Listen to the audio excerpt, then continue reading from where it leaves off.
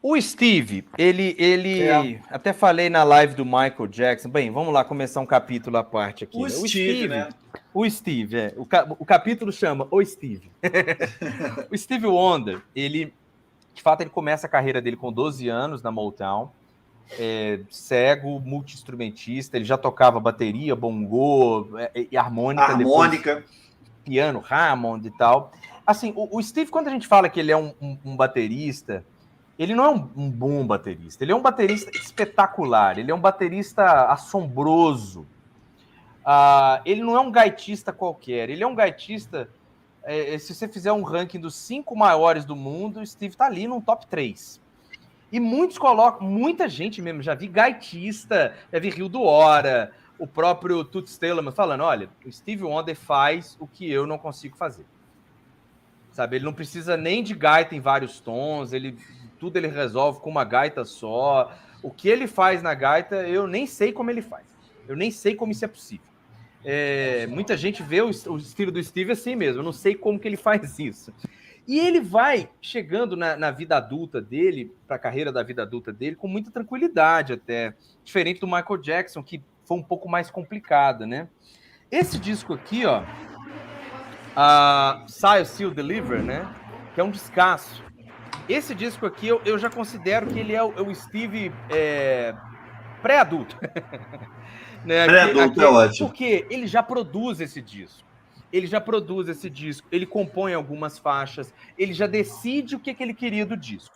Aí ele resolve e fala, ó, tô saindo. Aí a Motown dá para ele tudo.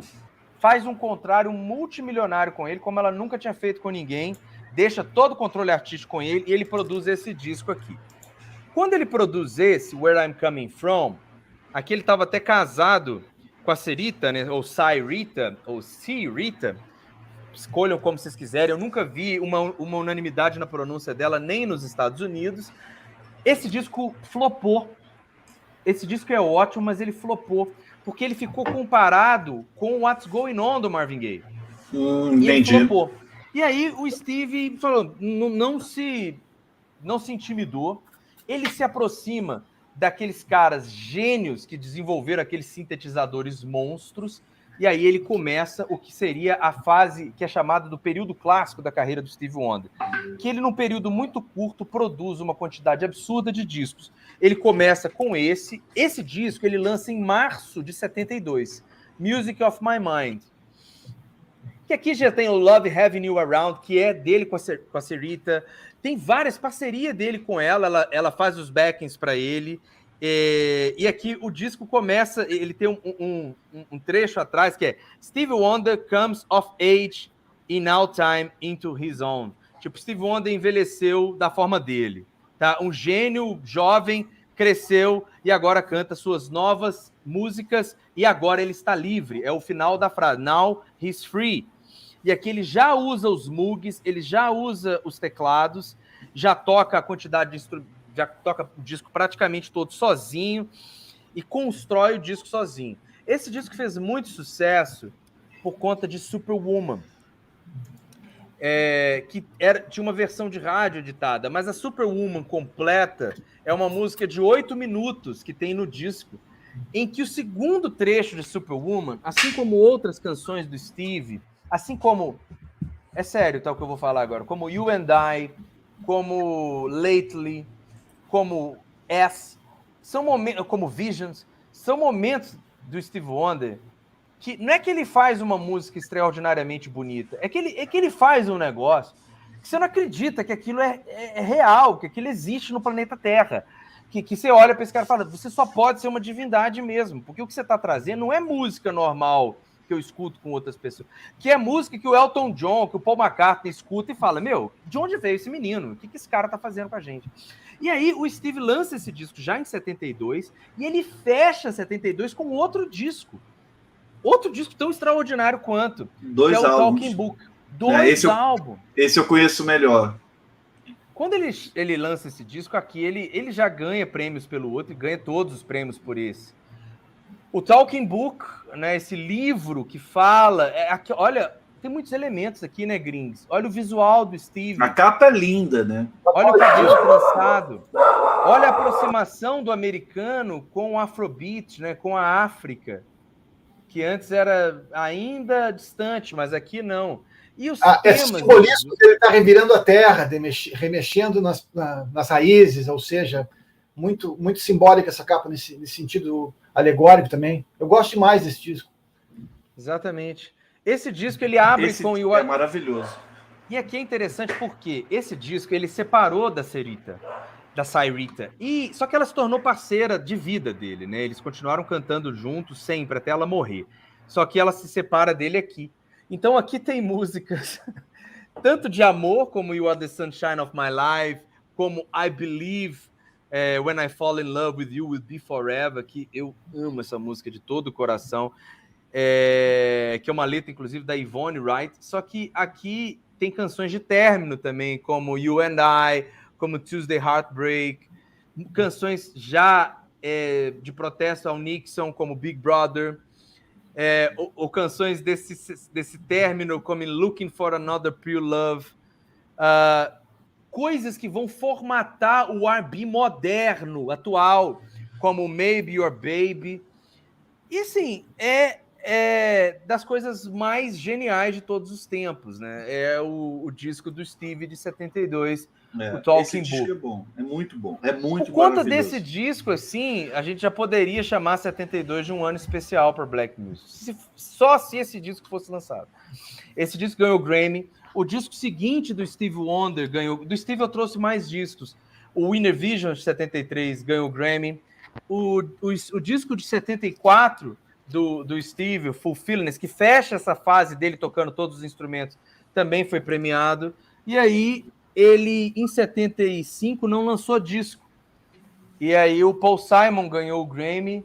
No seu discurso de agradecimento, ele fala: eu gostaria de agradecer ao Steve Wonder, que não lançou nenhum disco esse ano e permitiu que eu ganhasse esse prêmio aqui. Ele falou isso, que maravilhoso. Ele falou isso, ele agradece ao Steve Wonder. E aí, se o Steve Wonder lançasse, é óbvio que o prêmio é para ele. Ninguém discute.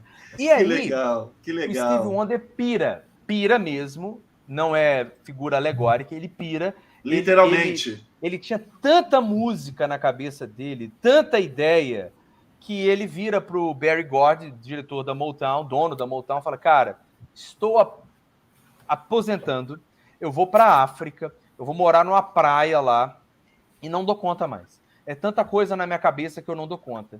O Berry dá para ele um adiantamento multimilionário para a época e fala: cara, produz o disco que você quiser, faz o que você quiser, entendeu? Que você moral, tem né? O mundo a seu dispor. O Steve fica meses gravando um disco. Ele grava, dizem que ele ficava cerca de 48 horas no estúdio, sem parar para comer, para beber água, colocando música para fora, sentado no piano e gravando bateria, chama um monte de músicos, chama Hare Krishna, chama tudo para esse disco, Herbie Hancock, e faz o Songs in the Key of Life. Outro descaso. Que encerra essa fase clássica do Steve Wonder, que começa lá em 72. Esse disco ele é um disco duplo, ele vem ainda com um EP. E o Steve falou recentemente que, além de eu ter feito um disco duplo e um EP de 4 músicas acompanhando encartado o disco, eu devo ter mais umas 40 horas de disco engavetada dessas gravações do Songs in the Key of Life. Então, é isso. Aí, depois disso, ele relaxou e foi ser um astro pop. Não precisava provar mais nada para ninguém, né? Relaxou. Ele relaxou literalmente. Nada que ele fez depois disso foi desse nível. Continuou fazendo coisas geniais, outras coisas nem tanto, mas é isso. Para, Just Cause Love é melhor que qualquer música dessa época. Não, eu só me lembro do Alta Fidelidade. Você lembra o Jack Black não vendendo o disco pro cara lá? Falando: você tem o disco com a Just Cause? Ela tem. Você pode me vender? Não. Que brega. Não vou te vender. É sensacional. Mas ele faz o Hotter Than July, o disco de 1980 do Steve, é fantástico. Mas ele diminui muito. O Steve, para a gente ter uma ideia, ele não produz nenhum disco desde 2005. E desde então, nos anos 90, ele grava, acho que, se não me engano, 3 discos apenas. Nos anos 2000, ele grava um disco. nos anos 80 mesmo, é que ele surfa muito sucesso, mas ele grava pouco. Ele grava, além desse Rotterdam July é de 1980, que é, sim, um descasso, é um disco espetacular, é o último grandiosíssimo disco do Steve. Mas ele vai gravar a trilha do Dama de... Como é que chama esse filme em português? A Dama de Vermelho? A Dama de Vermelho. A Dama de Vermelho. Ele vai gravar esse disco, ele com grava Gene o Circles. Gene Hackman, não. Kelly McHugh. Eu vi no cinema. Ele grava aquele disco que tem o Part-Time Lover, que é uma música do caralho, mas Sim. não tem muita coisa além dela nesse disco. Ele grava 3, 4 discos só nos anos 80. E é isso, ele para de produzir no nível que ele produzia. Hoje ele raramente dá show. Quando dá, é um evento. Mas é isso, ele realmente pôs para fora e falou, beleza, agora se virem.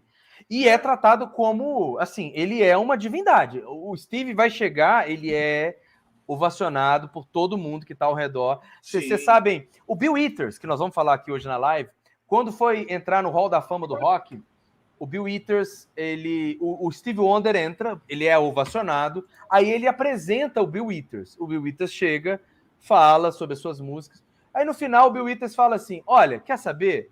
Steve Wonder sabe meu nome e me chamou para o palco hoje. Pronto, acabou minha vida. E ele coloca como ponto alto da noite isso. Zerou a vida, zerou a vida. Steve Wonder sabe meu nome e me chamou para o palco. E aí o Steve Wonder senta com ele e toca o Ain't No Sunshine, música do Bill Withers. Do lado do... O Bill Withers não canta a música, é o Steve Wonder cantando Ain't No Sunshine when she's gone e tal, e acabou. E o Bill Withers lá do lado olhando pro Steve chorando. Isso recente, não tem muito tempo. Obviamente antes do Bill Withers morrer, que foi recentemente. Deixa eu fazer uma errata aqui. O nome da atriz é Kelly Lee Brooke, né? Kelly McHugh, né? Eu errei aqui. Kelly Lee Brooke, é verdade. Enfim. E Gene Wilder. Mas eu queria dizer o seguinte, ó, quando 72 é tão foda para música negra, que eu estava olhando a parada da Billboard, por exemplo. A gente sabe que as paradas, por um tempo, elas foram separadas, né? E teve um momento que começou, essa subdivisão não existia mais, né? Eu acho que ainda existe parada de Rhythm and Blues, mas é uma coisa assim, tipo... não se usa como se usava anteriormente, né? Aquelas Race Records, que tinha toda essa... Mas era dividido mesmo, né? Era segregado. Mesmo. Canção de preto ficava em outro patamar. Mas do Hot 100 da Billboard 72, a primeira música, cara, a número 1, é da Roberta Fleck, né? Que é The First Ever I Saw Your Face. E das 100 canções, cara, cerca de 25 são de música, de black music, música negra, né? A gente percebe isso em 72, né? Em 72, Percebe-se o que com isso? Que apesar de toda essa invasão, essa proficuidade de artistas e músicas e canções, ainda é pouco, né? A gente percebe pouco. Ainda é pouco. Porque foi avassalador o ano de 72. A gente vai lembrar que, politicamente, nesse ano, a Angela Davis estava presa, ela foi solta foi um pouquinho depois do festival, acho que, se não me engano. Eu não sei se foi sincronicamente. E o ano foi tão black que, se a gente lembrar, por exemplo, que os Stones lançaram um disco chamado Exile on Main Street, que nós falamos aqui, né? Que é repleto de influências da música negra. Inclusive, tem uma música da própria Angela Davis, né? Que é Sweet Black Angel. E eu vou lembrar de um cara que lançou 3 discos em 72, que de alguma forma também não é um músico negro, mas é um músico que vem da tradição negra, e vocês entenderem como realmente essa profusão da música negra influenciou, inclusive, Elvis Presley, por exemplo. O Elvis, muito. O Elvis, em 72, cara, lançou... eu estava anotando aqui para não esquecer, cara, o Elvis Now, que é um disco talvez o mais branco dos discos, mas ele lançou o Retouch Me, que é um disco de gospel, e o Record Madison's Garden, que é um disco em que ele traz, por exemplo, aqueles vocais sensacionais da Sweet Inspirations, que é aquele grupo, quarteto de cantoras negras sensacional, que inclusive foi fundado pela mãe da Whitney Houston, a Cissy Houston, que também tinha uma carreira desde os anos 1960, coisa e tal. Enfim, se a gente vê a música do Elvis nos anos 1970, e principalmente em 72, a gente vai perceber que ele está chafurdado, ele está afundado na lama da música negra da melhor forma possível, né? Então, 72 foi um ano tão intenso nisso que a gente pode fazer outros paradoxos e tentar pensar outros artistas brancos que estavam trazendo a música negra para sua música, além de toda essa profusão, pô, o Romero já citou aí o próprio Stevie Wonder e todo esse monte de artistas que estavam fazendo, pô, a música da melhor qualidade, inclusive influenciando pra caramba o rock and roll. A gente vai falar, por exemplo, de Grand Funk Railroad. Pô, o Grand Funk Railroad bebeu totalmente nesse caldeirão aí, nesse melting pot, né?